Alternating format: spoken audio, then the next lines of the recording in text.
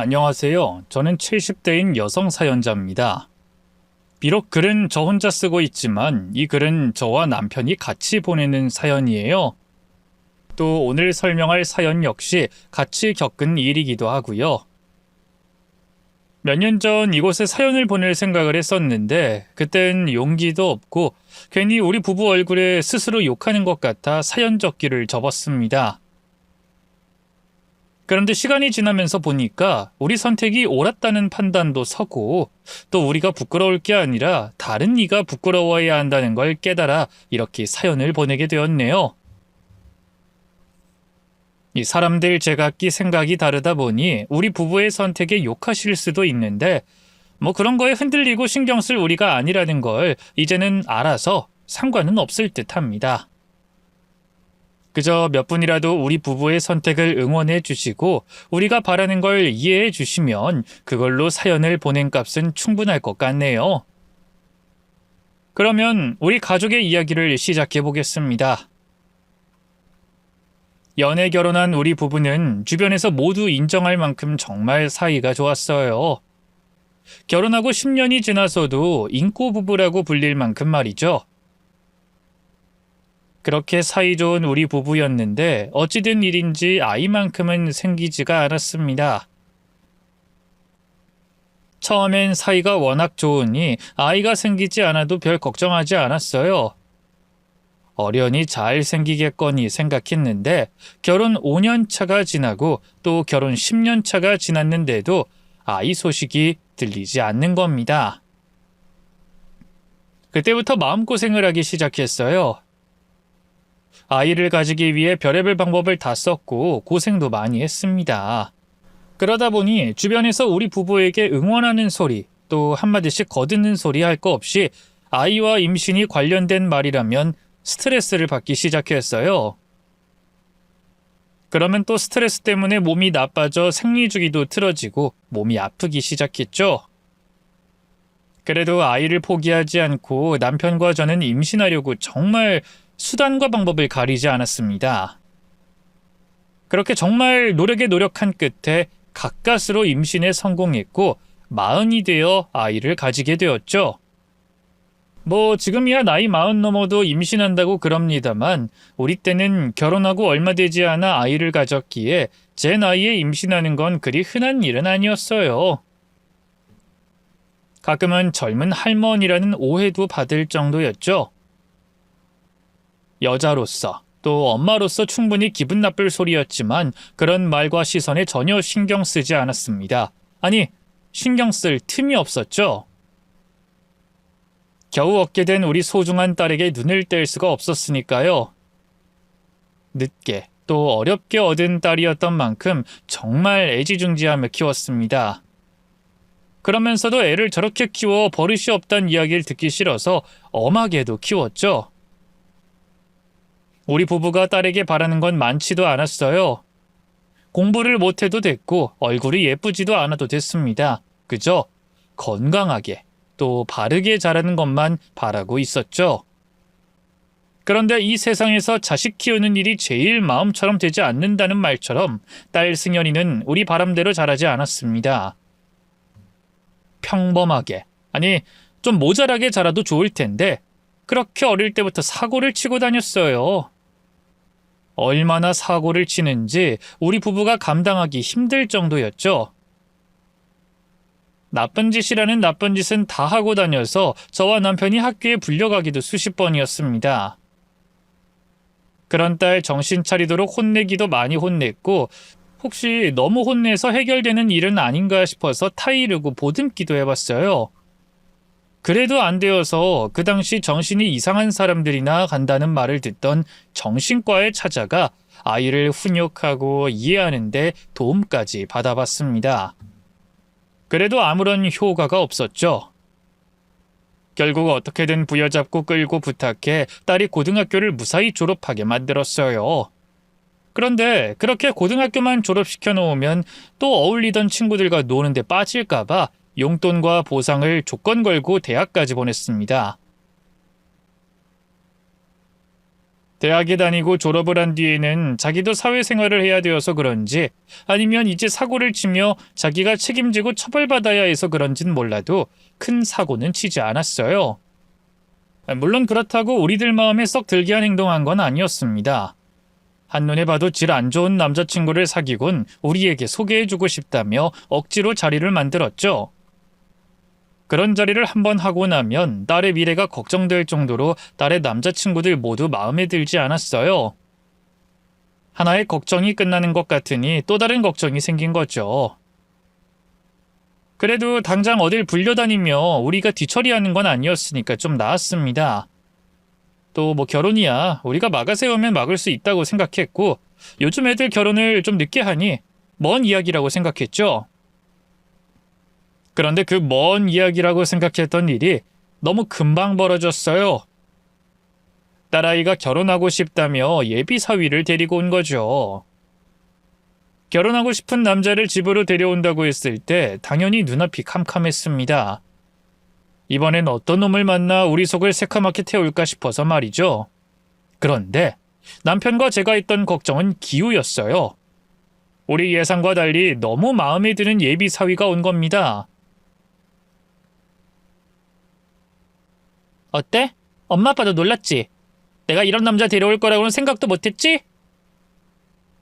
사람 앞에다 두고 이런 말하는 건 실례일 수도 있겠다만 그래 뭐 놀랍긴 하다. 이렇게 훤칠하고 착실하고 좋은 남자친구를 데려와서 그럼 벌써 가게가 2개나 있는 거예요? 또 하나 차릴 예정이고? 아니 젊은 나이에 벌써 가게가 3개라니 대단하네. 혹시 부모님께서 요식업에 일하시나? 아니면 경제적으로 도움을 주셨거나? 승현이가 두 분께 먼저 말씀드린다고 했는데 안 드렸나 보죠? 사실 제가 부모님께서 안 계십니다. 태어나자마자 맡겨진 곳이 보육원이었고요. 그마저도 제가 있던 보육원이 이상한 곳이라 탈출하듯이 뛰쳐나왔어요.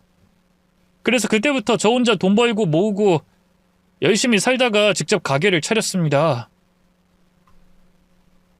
이런 말씀드리면 더 안 좋아하시겠지만 그래서 제가 중학교까지밖에 못 나왔고요. 그래도 저 정말 열심히 살았습니다. 무슨 일 할지 몰라서 닥치는 대로 일했고요. 요리 자격증 외에도 여러 자격증 땄습니다. 음식점이 잘 안 되더라도 절대 승현이 힘들게 만들지 않을 자신 있고요. 또 제가 사랑하는 사람은 절대 힘들게 하지... 무슨 말인지 알겠으니까 숨 좀 돌리고 얘기해요. 뭐 젊은 사람이 어떻게 우리보다 더 고생이 많았네. 그런데 우리 뭐 집안 배경이 어떻다, 자라온 환경이 어떻다 그런 거 보고 사람 판단하는 사람들 아니에요. 얘기하는 거 들어보니까 정말 어려운 상황에서도 누구보다 열심히 살아와서 벌써 자리 잡은 것 같은데 출신과 배경 때문에 우리가 선입견 가질 거라고 생각하지 마요. 방어하듯이 변호할 필요 없어요. 다 이해하니까. 아니, 오히려 대단하다고 생각하니까. 서윤은 정말 열심히 사는 청년이었어요. 어려운 환경과 조건 속에서도 나쁜 길로 빠지지 않고 자기가 바라는 삶에 한 발짝 다가가려 모든 고통을 인내하고 견딘 성실한 청년이었습니다. 그런 청년이 우리 딸을 만난다는 게 의아할 정도였죠. 거기다 딸이 예비사위를 만날 때부터 조금은 정신 차린 모습을 보였기 때문에 그런 여러 부분에서 사위는 우리의 마음을 빼앗았습니다. 우리는 예비사위와 딸의 결혼을 허락했어요. 그리고 두 사람은 우리들 기대처럼 잘 살아줬습니다. 결혼한 딸은 이제야 자기 몫을 지냈고 사위는 우리가 예상하고 기대한 것보다 훨씬 더 나은 모습을 보여줬죠. 딸을 우리보다 더 챙겨주고 사랑해주는 건 물론이고 우리 두 사람에게까지 그 관심과 사랑을 그대로 전해줬습니다. 장인어른 좋았습니다. 이 시간에 자네가 웬일인가? 가게는? 가게 가는 길에 잠깐 들린 거예요. 이거 제가 아는 분이 주신 건데 아버님께서 좋아하실 것 같아서 가져왔습니다. 이게 뭐야? 이거 삶 아니야? 이 귀한 걸 누가 줬다고? 그리고 이런 게 있으면 자네가 먹어야지. 전 두 분께서 밥이다 약주다 잘 챙겨주시잖아요. 이거 두고 갈 테니 드시고 정말 좋은지 알려주십시오. 그럼 저 가보겠습니다. 그렇게 사위는 호박씨를 물어다 주는 제비처럼 뭘 항상 챙겨주고 갔어요. 남편뿐만 아니라 저에게도 말이죠.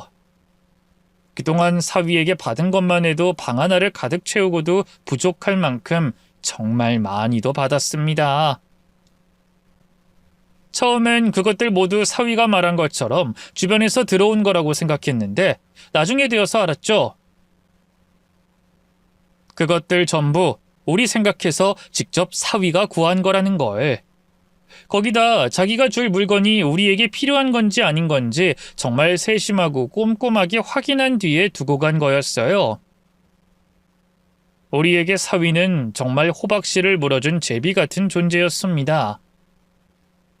그런 사위를 안 예뻐할 수 없었으니 우리는 사위를 정말 잘 챙겼어요. 어떻게 보면 우리와 딸이 아닌 우리와 사위가 원래 식구인 것처럼 지냈죠. 그런데 그런 사위가 어느 날 갑자기 변했습니다.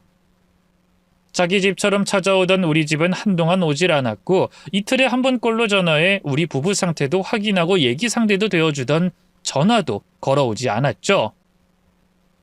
또 그런 사위가 걱정되어 전화를 걸면 항상 뭔가를 숨기고 난감해하며 전화를 급히 끊었어요. 결정적으로 우연히 길에서 본 사위가 제게 거짓말한 걸 알게 되며 뭔지 모르는 그 의심이 더 커질 수밖에 없었죠. 이서방, 나 자네 뒤에. 저 장모님, 죄송한데 지금 가게가 바빠서요. 나중에 제가 다시 전화하겠습니다. 죄송합니다. 분명 제 앞에 있던 사위였는데 가게와는 한참 떨어진 번화가였는데 가게가 바쁘다며 끊는 사위를 보며 요즘 무슨 일인가 싶어 의심과 걱정이 뒤섞였습니다. 결국 딸에게 넌지시 물어보게 되었어요. 근데 충격적인 이야기를 듣게 됐죠. 승현아, 이서방 요즘 무슨 일 있니?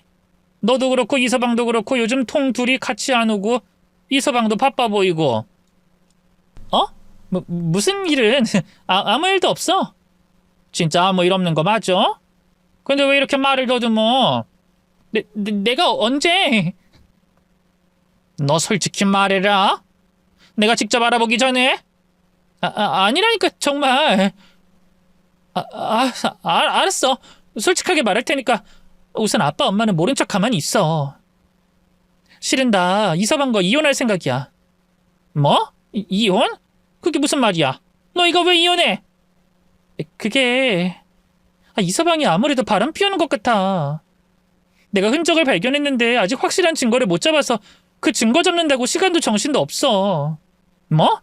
이서방이? 그럼 요즘 연락이 잘 안 되는 것도 아니 어떻게 이서방이 바람을 피워? 다른 사람도 아니고 이서방이. 내가 이럴까봐 말을 안 하려고 한 거야. 어쨌든 둘 다 모른 척해. 내가 증거 잡을 때까지. 알겠지? 저희에게 사위가 다른 여자를 만난 것 같다는 말을 한 이후 딸아이는 사위의 뒤를 쫓아다니는 것 같았어요. 잘 찾아오지도 않았고 연락도 거의 되지 않았죠. 걱정된 마음에 저희가 먼저 연락을 해봐도 딸은 항상 바쁘다는 말만 하며 통화를 끊었습니다. 바람 피우는 사위 때문에 딸이 마음고생을 얼마나 할까 싶었어요. 마음고생하고 있을 딸을 생각하면 남편과 저도 많이 힘들었습니다. 딸이 받고 있을 고통에 부모인 우리도 책임이 있다고 생각되었거든요. 우리가 사위의 됨됨이를 조금 더 확실히 봤다면, 겉모습만 보지 않고 섣불리 판단하지 않았다면 결혼을 미뤄 딸이 겪고 있을 고통스러운 일이 생기지 않았을 거라는 생각에 말이죠. 우리 부부 서로 말을 안 했지만 스스로 자책하며 힘든 시간을 보냈습니다. 거기다 더 힘들었던 건 그 순간에도 제 딸을 속이고 바람 피우고 있을 사위의 모습이 도저히 믿기지 않았다는 거였어요. 처음 보자마자 마음에 쏙 들었던 사위였고 알면 알수록 같이 지내면 지낼수록 딸에게 좋은 남편이라고, 우리에게 좋은 사위라고, 좋은 사람이라고 생각이 들었던 사위였습니다. 비록 피 한 방울 섞이지 않았던 사위였지만 친아들처럼 느껴졌던 사위였고 누구보다 믿음이 가는 사위였어요. 가끔은 사위라는 것도 있고 정말 우리 아들이라고 생각하고 대한 적도 있었죠. 그런데 그런 사위가 바람을 피우다니 도저히 믿어지지 않았습니다. 딸이 사위 때문에 마음고생하고 있는데도 말이죠. 하지만 우리가 믿어지지 않는다고 지금 벌어지고 있는 일이 없는 일로 되진 않았습니다. 우리가 사위를 잘못 봤다고, 사위가 두 얼굴을 한 천하의 몹쓸 놈이었다고 마음을 굳게 먹기로 했어요. 그리고 딸아이가 사위의 외도 증거를 찾아 하루빨리 이혼해서 마음고생을 덜하길 기다리고 있었죠. 그러던 어느 날 염치도 없이 사위가 저희에게 찾아왔습니다. 그것만으로도 우리를 얼마나 우습게 보는 건가 싶었는데 더 가관이었던 건 몸도 제대로 못 가눌 정도로 술에 취했다는 거였어요. 완전히 인사불성이 되어서 저희 집을 들어오기 전부터 난동을 부리고 있었죠. 사위는 아파트 1층에서부터 소리를 고래고래 지르고 있었습니다. 그 난동 소리에 사위를 발견하곤 급히 1층으로 내려갔죠. 아버님, 어머님, 저 왔습니다. 사위가 왔다고요. 사위 동찬이가 왔어요. 자네 지금 여기서 뭐 하는 건가? 여기가 어디라고 난동을 부리긴 부려. 장모님, 우리 장모님, 왜 저를 안 반겨주십니까? 사위인 제가 찾아왔는데 왜 반겨주시지 않고 소리를 지르세요? 내가 지금 자네에게 소리 안 지르게 생겼어? 자네 요즘 뭐하고 돌아다니는 거야? 정말 승현이 말처럼. 여보, 그만. 그거 아직 아무것도 확보 못했는데 흔적이라도 지우면 어쩌려고. 나서지 말고 가만히 있어. 우선 이 서방 돌려보내든 집으로 올려보내든 하자고. 지금 무슨 말씀을 두 분이서만 나누십니까? 사위인 제가 왔다니까요? 이 서방이 왔다고요. 그리고 저 집으로 안 갑니다. 장인어른 장모님 만나러 왔는데 제가 왜 집으로 갑니까? 올라가시죠. 올라가셔서 사위에게 물 한 잔만 주세요. 네? 저 목이 너무 마릅니다. 가슴에 불덩어리가 있어서 그런지 술을 마셔도 물을 마셔도 계속 속이 타네요. 그러니 물 좀 주세요. 아니, 이 사람이 진짜. 자네! 됐어. 그만하라니까. 올라가. 내가 이서방 부축할 테니까 앞장서라고. 뻔뻔하게도 사위는 물 한 잔을 달라며 장인어른 장모님 소리를 늘어놓더라고요. 우리 집에 찾아온 것보다 우리에게 장인 장모님이라고 말하는 그 태도가 정말 가증스러웠어요. 그 말을 들었을 땐 사람이 어떻게 그렇게도 뻔뻔할 수 있냐고, 도대체 내 딸에게 무슨 짓을 하는 거냐고 묻고 싶었죠. 하지만 남편이 절 말렸습니다. 우리가 모든 걸 알고 있다고 말하면 사위가 외도의 흔적을 지울 수도 있었으니까요. 정말 분하고 화가 났지만 어쩔 수 없이 아파트 단지 앞에서 난동을 피우는 사위에게 아무 말도 못하고 집으로 데려가게 되었죠. 자, 여기 물이네. 목 다 축였으면 이제 그만 가보게. 장인어른 장모님, 왜 이렇게 제게 쌀쌀맞게 구십니까? 제가 무슨 잘못을 했다고 이렇게 찬바람이 부시냐고요. 제가 그렇게 잘못했습니까? 술 좀 취해서 소리 좀 질렀다고 이러시는 거예요? 그게 그렇게 큰 잘못입니까? 자네 이제 정말 그만하게. 술 취했으면 곱게 집에 들어가서 잠이나 잘 것이지. 어디 여기서 술주정을 부려? 우리가 자네에게 잘해주니 만만하나? 하도 만만해서 우습게 보여? 그래서 내 딸. 됐고, 자네 원하는 대로 물 줬으니 돌아가게. 장모님, 정말 너무하십니다. 지금 제가 어떤 줄 아시고 제가 얼마나 힘든 줄 아세요? 장인어른 장모님 두 분께서 제 가슴에 있는 불덩어리에 대해서 아시냔 말입니다.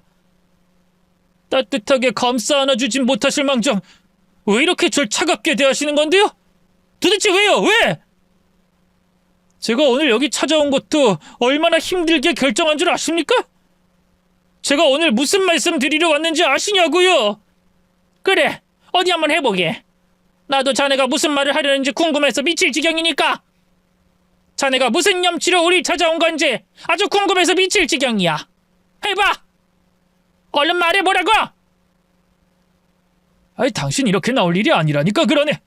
적어도 승연이한테 물어보고 어떻게 나와야 하는지, 지금까지 뭐 나온 건 있는지 물어봐야지. 이렇게 제가 죽을 죄를 지었습니다. 저 이제 못하겠습니다. 저 승연이랑 이혼할 겁니다. 이제 더 이상 장인어른 장모님의 사위가 아닐 겁니다. 저도 이제 더 이상은 못 버티겠습니다. 죄송합니다, 장인어른, 장모님. 뭐? 이혼? 그럼 자네가 한 짓을 다 인정하는 건가? 자네 지금 자네 입으로 무슨 짓을 했는지 말하겠다는 거야? 그래, 그럼 말해보게. 내가 녹음해서 증거로 남겨놔야 하겠으니까. 자네 입으로 자네가 무슨 짓을 저질렀는지 말해봐. 그러니까 사실은 갑자기 울음을 터뜨리며 다 말하겠다는 사위의 모습에 두 가지 기분이 들었어요. 하나는 이거다 싶어 들뜬 기분이었죠. 사위가 외도를 인정하면 제 딸이 더 이상 마음고생, 몸고생할 필요가 없는 거잖아요. 그런데 그런 들뜬 기분과 달리 한편으로는 착잡했습니다. 결국은 사위가 바람피웠다고 인정하는 셈이니 믿고 있었던 사위에게 배신을 당한 거니까 말이죠. 그래도 사위가 고백하는 내용을 담아 딸에게 도움이 되는 게 우선이었기 때문에 착잡한 마음을 누르고 휴대폰 녹음 버튼을 눌렀습니다. 그런데 바로 조금 전까지 사실대로 말할 것 같았던 사위가 그 자리에서 쓰러지는 게 아니겠어요. 처음엔 몸 어디가 무리가 간 건가 싶어서 놀랐는데 가까이 가서 확인해 보니 그냥 술에 못 이겨 잠든 것뿐이었어요. 다행이다 생각도 들었지만 괘씸했습니다. 다 인정해놓고 결정적인 증거를 잡을 때 쓰러져 잠드니까 말이죠. 술에 취해 잠든 사위가 괘씸하면서 열을 받았던 저는 직접 그 증거를 잡아내기로 결심했습니다. 조금 전까지 인사불성인 채로 있었으니 외도의 흔적은 지우지 못했을 거라는 생각으로 말이죠. 당신 지금 뭐 하는 거야? 이서방 몸은 왜 뒤져? 지금이라면 뭐든 발견할 수 있을 거 아니야. 당신 조금 전에 이놈이 하는 말 못 들었어? 자기 입으로 인정하는 거 못 들었냐고. 그런데도 가만히 놔둘 거야? 분명히 지금 여기 어딘가 이놈이 우리 딸 버리고 딴 여자 만나는 흔적이 있을 텐데 그냥 놔둘 거냐고. 나 이제 우리 승연이 고생하는 거 못 보겠어. 증거 찾아서 승연이 주고 당장 내일이라도 이혼하게 도와야지. 그래도 그 증거 인정받기 까다롭다고 했잖아. 괜히 우리가 나섰다가 일 그르치면 어떡하려고 해. 이놈이 방금 전에 인정 다 했잖아. 어차피 이놈도 우리 승연이랑 이혼할 생각이라며. 그리고 우리가 증거 찾고 승연이 불러서 주면 그만이야. 그럼 승연이가 알아서 해결하겠지. 뭐 지갑에 뭐 없고 여기 주머니에도 뭐 없고 그런 휴대폰밖에 없네. 여보, 이서방 얼굴 좀 잡고 눈 좀 뜨게 해봐. 이거 얼굴 인식 같은데 당신이 도와줘야 해. 기필코 사위가 저지른 외도의 흔적을 찾으려고 한 저는 남편에게 사위 눈을 뜨게 만들고 사위 휴대폰에 잠금을 풀었어요. 그리고 전화 기록, 문자 메시지함, 톡을 확인하며 상간녀와 나눴을 흔적을 찾았죠. 하지만 어쩐 일인지 깨끗했습니다. 수상하게 보이는 사람이나 내용이 하나도 없었어요. 외도 흔적을 지우는 게 당연하겠지만 인사불성이 될 정도로 술에 취한 사위가 그 사이 휴대폰에 있는 상간녀와의 전화 기록과 대화 내용까지 지웠다는 게 이상하고 또 저희와 실랑이를 벌이는 동안 연락 한 통 없을 수 있나 싶었죠. 그때까지는 사위가 정말 끝까지 꼼꼼하게 자기 외도 흔적을 지운다고 생각했습니다. 그래도 포기할 수는 없었어요. 분명 휴대폰 어디 한 곳에는 결정적인 외도의 흔적이 있을 거라고 생각했죠. 저는 사진 앨범을 열어 최근에 찍은 사진부터 천천히 확인했습니다. 그러고는 얼마 되지 않아 경악할 사진들을 보게 되었죠. 여보, 뭐야? 이서방 사진에 왜 이런 것들이 있어? 이서방 휴대폰 줘봐. 아니 이게 전부 뭐야? 이 미친... 사위 휴대폰으로 찍은 사진들을 보던 저는 경악하지 않을 수가 없었습니다. 분명 사위의 외도 흔적이 남아있을 거라고 생각한 휴대폰에서 제 생각과 정반대인 놀라운 사진을 확인하게 되었거든요. 사위 휴대폰 사진 속엔 우리 딸 승연이가 다른 남자와 팔짱을 끼고 입을 맞추고 안고 있는 여러 장의 사진이 있었어요. 사진 속 딸과 남자의 복장이 다른 걸 보아선 단 하루 동안 찍은 사진들은 아닌 것 같았습니다. 긴 시간, 저와 남편이 사위를 의심한 시간보다 더 오랜 시간 동안 찍은 사진들이었어요. 그 사진들로 인해 우리 부부는 그 자리에 털썩 주저앉고 말았습니다. 이제까지 사위가 다른 여자와 바람 피우고 있다는 우리의 생각과 딸의 고백을 완전히 깨버리는 증거였으니까요. 한순간에 세상이 뒤틀려버린 듯한 충격에 우리 두 부부는 그대로 한참을 자리에 앉아 있었습니다. 충격에서 좀 벗어난 뒤에도 사위 휴대폰을 계속해서 뒤지며 우리끼리 어떻게 된 일인지에 조각을 맞춰 나가고 있었죠. 그러다 아침이 밝아왔어요. 술에 취해 그대로 잠들었던 사위도 깨어났죠. 머리야. 내가 술을 얼마나 마신 거지? 여긴 장모님. 이서방, 속은 좀 괜찮나? 여기 꿀물인데 혹시 약이라도 필요해? 아니요, 괜찮습니다. 근데 제가 여기를 어떻게... 설마 어제 제가 술에 취해서 여기로 왔나요? 아니면 술집에서 장모님께 연락해서... 자네 어제 일이 기억 안 나나? 하나도? 네, 술을 너무 많이 먹어서요. 혹시 제가 실수한 게 있습니까? 자네가 아파트 앞으로 왔네. 와서 술에 많이 취했는지 소동을 좀 벌였어. 집에 들어와서도 그랬고. 그러다 우리에게 할 말이 있다면서 승연이와 이혼하겠다고 말했지. 네? 제가요? 죄송합니다. 제가 술에 너무 취해서 마음에도 없는 소리를 한 것 같습니다. 승연이랑 싸워서 술을 마셨는데 그 때문인지 말이 잘못 나왔네요.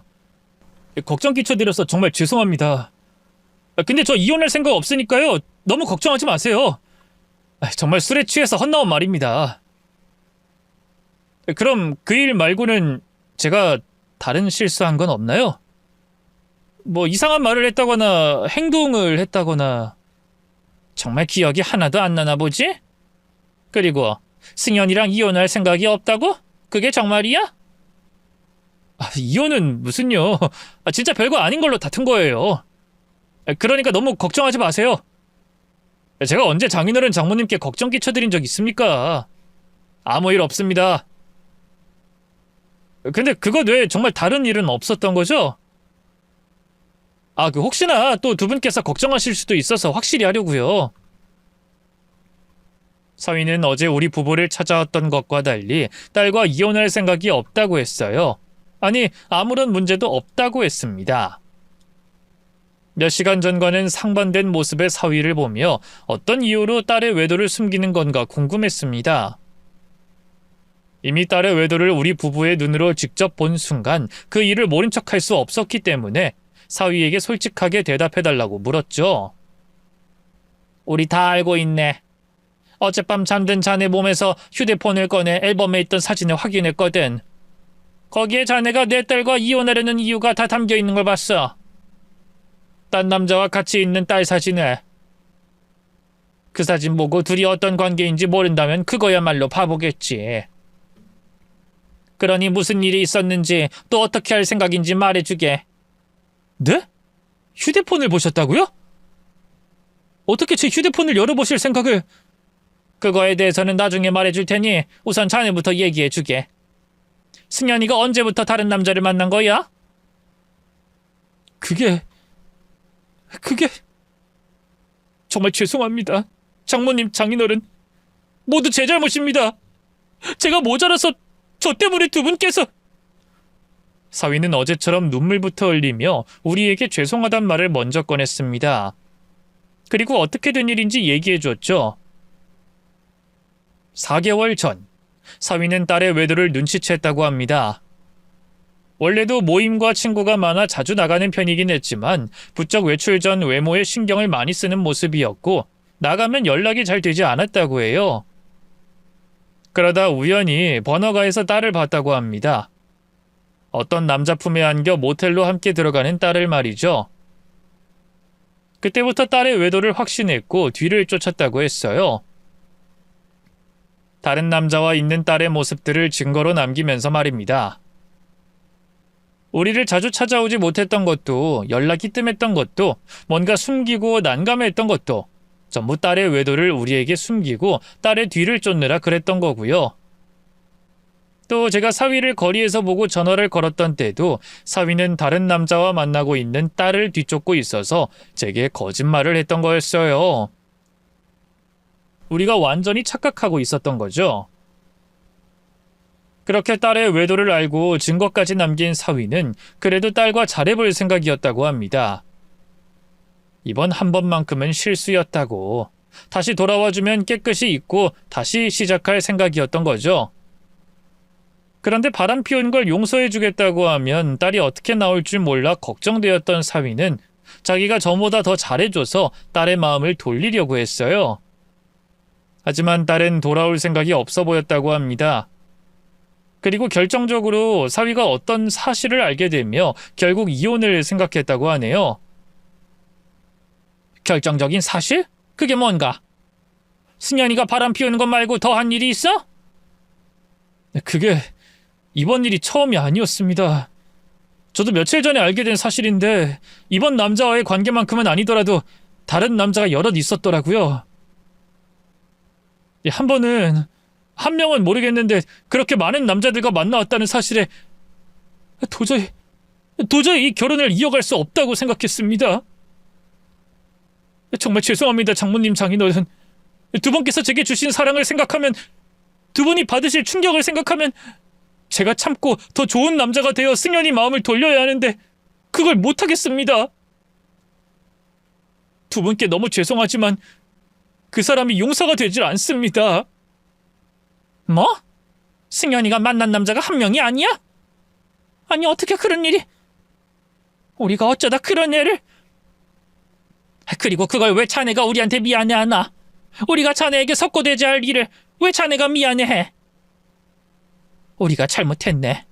우리가 자식을 잘못 키워서 자네 가슴에 너무 큰 상처를 줬어. 우리가 미안하네. 이제까지 참고 있게 만들어서 우리가 미안해. 아닙니다. 미안해하지 마십시오. 저 두 분 덕분에 처음으로 가족의 정도 느끼고 제게도 부모님이 계셨다면 이런 사랑을 받지 않았을까 생각도 할 수 있었습니다. 정말 잠시였지만 저에게 부모님이 생겨 정말 행복했습니다. 그런 분들께 이런 일을 말씀드리게 돼서 정말 면목 없습니다. 두 분을 생각하면서 참고 살아보려고 했는데 도저히 힘들어서 정말 죄송합니다. 죄송합니다. 어젯밤 사위가 우릴 찾아와 죽을 죄를 지었다고 한 것도, 오늘 아침 딸과 아무 일도 없다고 한 말들 모두 이 때문이었어요. 우리 때문에 말이죠. 우리에게 미안하답니다. 우리가 자기한테 잘해줘서 아내라는 여자가 딴 남자와 바람을 피우는데도 용서해주고 잊고 살아가려고 했다고 해요. 그 말을 듣고 어떻게 안 미안해할 수 있겠어요. 또 우리가, 내 딸이 어떻게 안 부끄러울 수가 있겠어요. 쥐구멍에 들어가 숨고 싶을 정도로 부끄러웠고 사위에게 무릎 꿇고 싹싹 빌 만큼 미안했습니다. 우리 딸 때문에 사위가 너무 큰 상처를 받게 된 것 같아 미안했어요. 할 수만 있다면, 사위가 바라는 것만 있다면 뭐든 해서 사위의 상처난 마음을 낫게 해주고 싶었고 받은 상처에 대한 보상을 해주고 싶었습니다. 하지만 사위는 되려 우리에게 미안하다는 말만 할 뿐 다른 걸 바라는 게 없다고 했어요. 그리고 자기가 딸과 마무리를 짓고 싶다며 어젯밤과 오늘 있었던 일에 대해서 비밀로 해달라고 했죠. 딸과 똑같이 죄인이었던 우리는 사위가 해달라는 대로 가만히 있을 수밖에 없었습니다. 우리에게 마지막 인사라며 엎드려 절하는 사위 등도 두들겨 주지 못하고 그대로 떠나보내야 했죠. 사위가 집을 떠난 뒤 남편과 저는 머리를 쥐어뜯으며 괴로워했어요. 우리 부부, 딸에게 정말 최선을 다했거든요. 정말 엄하게 대하기도 했고 혼도 낼 때는 혼냈고 또 사랑으로 감싸줘야 할 때는 무한정으로 감싸주기도 했습니다. 그런데도 정신없던 딸이 사위를 만나고 정신을 좀 차리나 싶었는데 또 이런 짓을 한 거예요. 그것도 사람 가슴에 피멍들게 하고 상처를 줄 거면 자기를 낳은 죄인인 우리에게 줄 것이지 왜 착한 사위에게 그런 짓을 한 건지 정말 그때처럼 딸을 낳은 게 후회된 적이 없을 정도였습니다. 거기다 사위에게 미안하기까지 하니 정신이 나갈 지경이었죠. 이번 일 아무리 생각해도 그냥 넘어갈 수는 없었습니다. 딸이 사위에게 한 짓도 마찬가지였지만 더 이상 우리 부부도 딸의 정신 나간 행동을 딸이란 이유로 놔둘 수 없다고 생각했어요. 생각을 정리한 저는 남편에게 제 생각을 설명했죠. 또 동의를 구했습니다. 그러자 남편 역시 저와 같은 생각이었는지 제 생각에 동의를 해줬고 앞으로 할 행동에 대해서 찬성했어요. 우리 부부는 사위에게 약속한 것과 달리 그날 저녁 사위와 딸을 집으로 불렀습니다. 그리고 도착한 딸에게 어젯밤 알게 된 일에 대해 말했죠. 아 진짜 엄마는 내가 바쁘다는데 왜 이렇게 사람을... 당신도 왔어? 나도 방금 막 도착했어. 어쩐지 앞에 당신처럼 보이는 남자가 있더니 당신이었구나. 근데 아빠 엄마는 무슨 일로 우리 둘을 부른 거야? 나한테 이 사람 온다고 말하지 않... 너 이서방 몰래 남자 만나니? 엄마, 그게 무슨 말이야? 남자? 지금 무슨 소리 하는 거야? 내가 남자라니. 그래? 그럼 이서방에게 물어볼까? 네가 남자 만나는지. 이서방, 자네 솔직하게 얘기하게. 승현이가 딴 놈 만나 안 만나? 장모님, 그건 오늘 아침에 기다려주시기로... 뭐? 당신 지금 뭐라고 했어? 설마 내가 남자 만나는 거 우리 부모님한테 말했어? 당신 알고 있었어? 그래, 이제야 네 입으로 인정하네. 근데 너 우리한테 뭐라고 했니? 네가 남자 만나면서 이서방이 뭐? 이서방이 변해? 이서방이 다른 여자를 만나? 이서방, 자네 아침에 왜 우리가 자네 휴대폰 들여다봤는지 궁금해했지? 우리가 그 물음을 잠깐 잊고 있었는데 대답해주겠네. 쟤가 우리 보곤 자네에게 여자가 생긴 것 같다고 그랬어. 자네가 제 뒤를 쫓는 걸 모르고 자네 달라진 모습에 걱정이 돼서 쟤한테 자네에 대해 물어봤더니 여자가 생긴 것 같다고 하더라고. 그런데 우리가 느끼기에 자네가 전과 달라서 그 모습이 정말 여자가 생겨서 그런 건가 싶었지.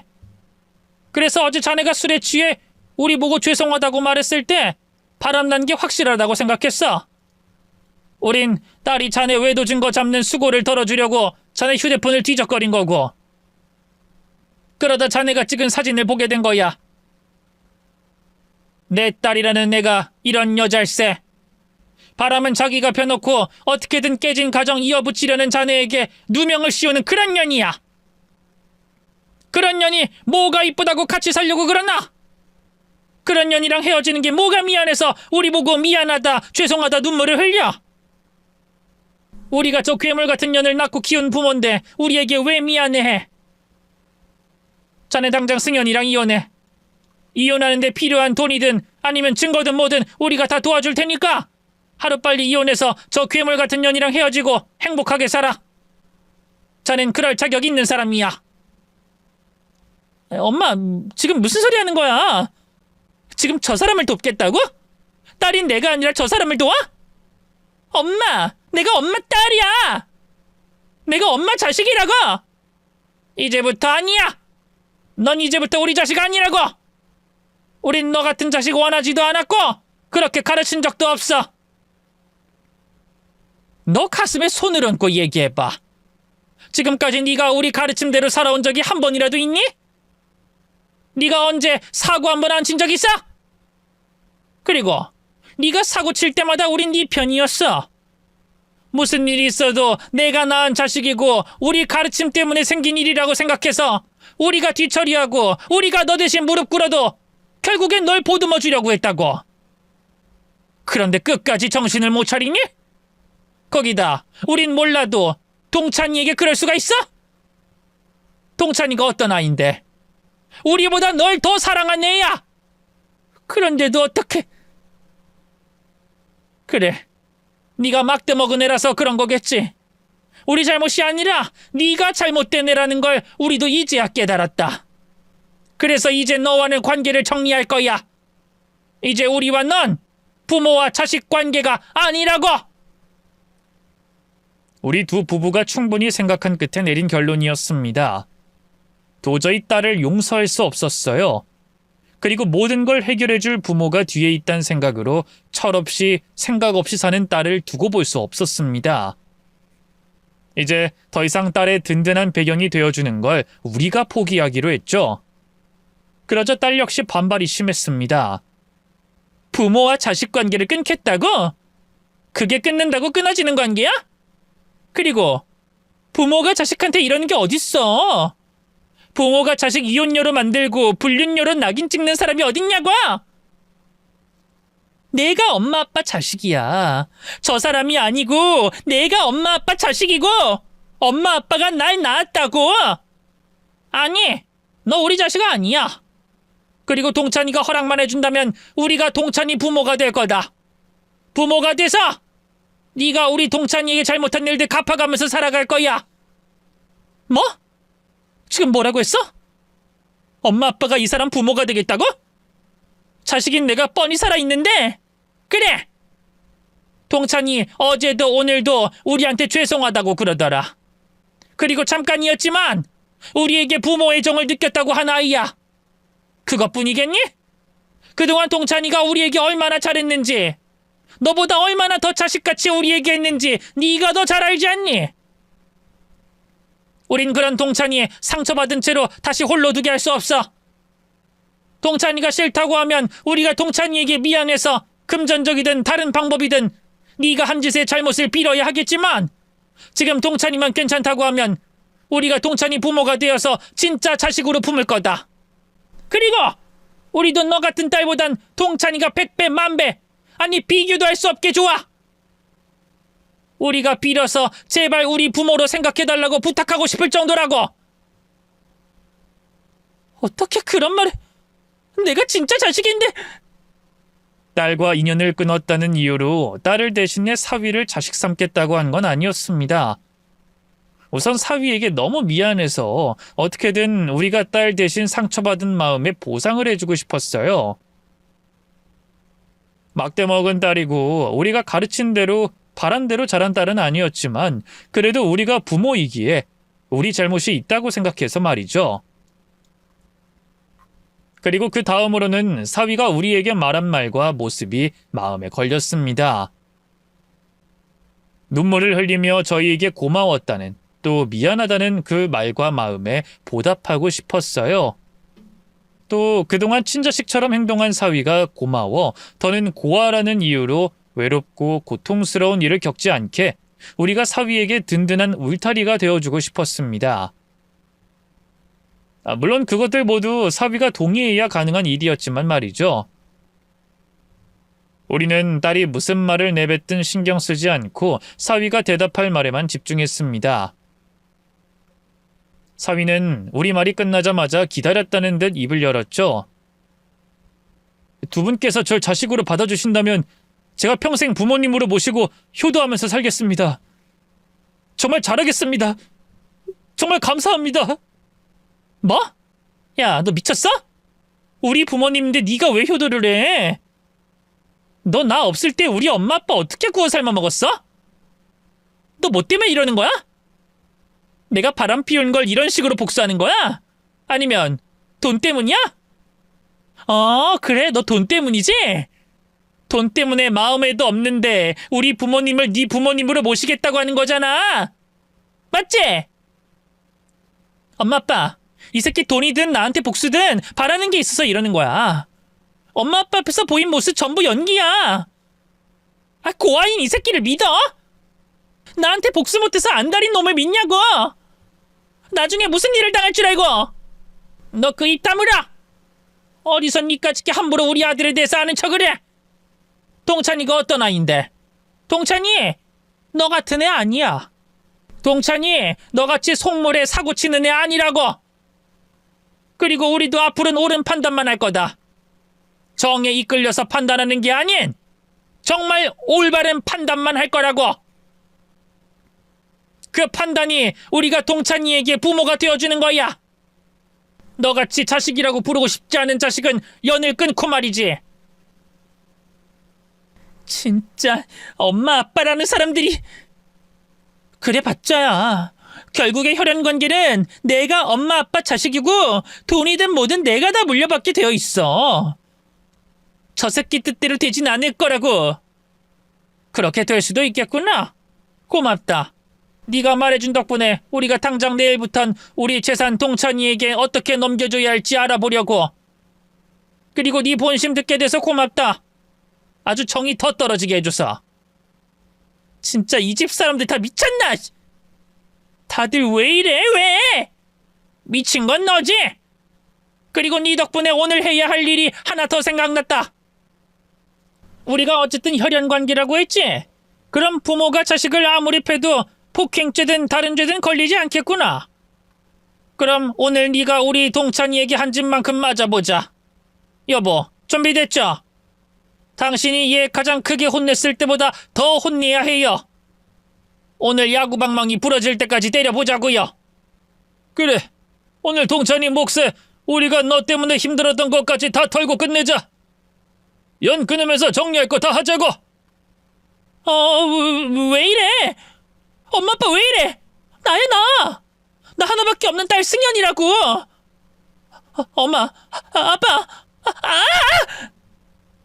우리가 자기와 연을 끊는 걸 인정할 수 없는 건지, 아니면 이제는 자기 뒤처리와 믿을 만한 뒷배가 없어진 걸 용납할 수 없는 건지 딸은 바락바락 악을 썼습니다. 그러다 우리에게 아주 좋은 아이디어를 주었어요. 혈연관계라는 걸 말이죠. 대한민국 법에 자식이 부모를 때리면 문제가 되지만 부모가 자식을 때리는 건 문제되지 않았습니다. 우리는 훈육이라는 이름 아래 혈연관계인 딸을 때렸습니다. 사실은 훈육이 아닌 그동안 우리가 딸 때문에 쌓인 울분을 풀고 아들 동찬이가 당한 일에 대한 복수였죠.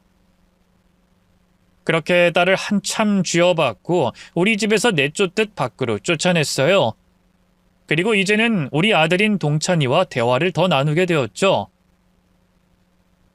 방금 제게 해주신 말, 승연이 혼낸다고 하신 말씀이라도 감사합니다. 그리고 그동안 정말 감사했습니다. 두 분이 주신 사랑 가슴에 간직하고 살 겁니다. 또 자주는 아니겠지만 종종 연락드리겠습니다. 불편해하시지만 않는다면 말이죠. 자네, 아니 동찬이 너 우리가 쟤 때문에 빈말한 거라고 생각하니? 그런 거 아니야. 우리 정말 널 우리 아들로 삼고 싶어. 너는 네가 우리에게 많은 걸 또 사랑을 받았다고 하지만 우린 오히려 너한테 더 많은 사랑과 기쁨을 받았단다. 무늬만 딸인 쟤에게 평생 받은 것보다 훨씬 더 많은 걸 말이지. 그리고 우리 때문에 상처받은 네가 또다시 혼자 되는 걸 절대 못 보겠구나. 우리가 부탁한 거 진심이야. 정말 네가 우리 아들이 되어줬으면 좋겠어. 네? 정말 진심이시라고요? 제 부모님이 돼주시겠다고요? 정말로요? 아이 그럼 이미 우리들은 충분히 대화 나누고 결정했어. 그렇죠 여보? 아이 그럼 우리가 한 말들 전부 다 진심이야. 네가 우릴 부모로 받아준다면 정말 고맙겠구나. 왜 저같이 별 볼 일 없는 사람에게 두 분께서 절 받아주신다면 언제까지고 같은 대답일 겁니다. 두 분을 제 부모님으로 모시고 싶습니다. 두 분께 평생 효도하면서 살고 싶습니다. 진심입니다. 그래, 그럼 이제부터 우린 가족이야. 누가 뭐라고 해도 한 가족이고 영원히 한 가족일 거야. 이제 우리를 더 이상 장모님 장인어른이라고 부르지 말렴. 우리는 널 이제 이서방이 아닌 아들이라고 부를 거니까. 이렇게 우리 아들 동찬이라고. 동찬이는 우리를 부모님으로 받아들여줬습니다. 우리야 당연히 동찬이를 자식으로 여겼고요. 비록 피로 맺어진 가족은 아니었지만 우리는 한 가족이 되었어요. 정말 서로를 끔찍하게 아껴주고 사랑하고 또 의지할 수 있는 가족이 말이죠. 예전에는요, 정말 가까운 사람이 아니면 동찬이에 대해서 말하기가 좀 힘들었어요. 오히려 가까운 사람들은 제 딸이었던 애가 어떤 애였는지 너무 잘 알고 동찬이가 어떤 아이인지 알고 있었기에 설명하기 편했는데, 덜 친하면서 동찬이가 제 사위였다는 걸 아는 사람들은 그 모든 이야기를 설명하기도 힘들었고 이상하게 생각도 했거든요. 그런데 요즘은 남이 어떻게 생각하든 별 신경 안 쓰고 동찬이를 제 아들이라고 말합니다. 정말 제 자식이니까요. 부모와 자식인 관계를 누구한테 설명하고 설득하진 않잖아요. 그래서 저도 어디 가서 자랑스럽게 제 아들이라 설명하고 제 아들이 우리 부부에게 얼마나 잘하는지만 자랑하곤 하죠. 그리고 한때 제 딸이었던 애는 그날부로 완전히 연을 끊었어요. 동찬이와도 이혼하면서 어떻게 사는지 모르고요. 어차피 우리가 재산을 동찬이 앞으로 다 돌려서 우리에게 받아먹을 게 없다는 걸 아는 아이이기 때문에 앞으로도 만날 일이 없을 거라고 확신합니다. 어떤 분들은 그래도 자식이라 걱정되지 않냐고 물으시는데, 아니요, 하나도요. 우리 부부 정말 끝까지 붙잡았거든요. 그래서 그런지 조금의 미련도 정도 남아있지 않네요. 지금 아들 동찬이와 함께하는 삶이 너무 행복하기도 하고요. 앞으로도 우리 부부 동찬이에게 사랑 많이 주면서 살아갈 겁니다. 그리고 꼭 핏줄이 아니더라도 이렇게 서로가 서로를 생각하는 진정한 한 가족이 될 수 있다는 걸 좋은 예가 되어 계속해서 보여드릴 거예요. 자식 같지 않은 자식으로 인해 우리 부부와 같은 피해자가 생기지 않게, 또 고하든 어려운 상황이든 마음씨 착한 사람들이 가족을 꾸리고 가족의 품에서 행복하게 지낼 수 있다는 걸 보여드리기 위해서 말이죠. 여러분께서도 주변 사람들 중 보통과 다른 가정의 모습을 보시고 너무 섣부른 판단과 잣대를 하지 마시길 부탁드리겠습니다. 그땐 우리 가족과 같은 경우도 있다는 걸 생각해 주시길 바랄게요. 그럼 저는 여기서 사연을 마칠게요. 다들 우리 가족처럼 행복한 하루하루 보내시길 바라겠습니다. 안녕히 계세요.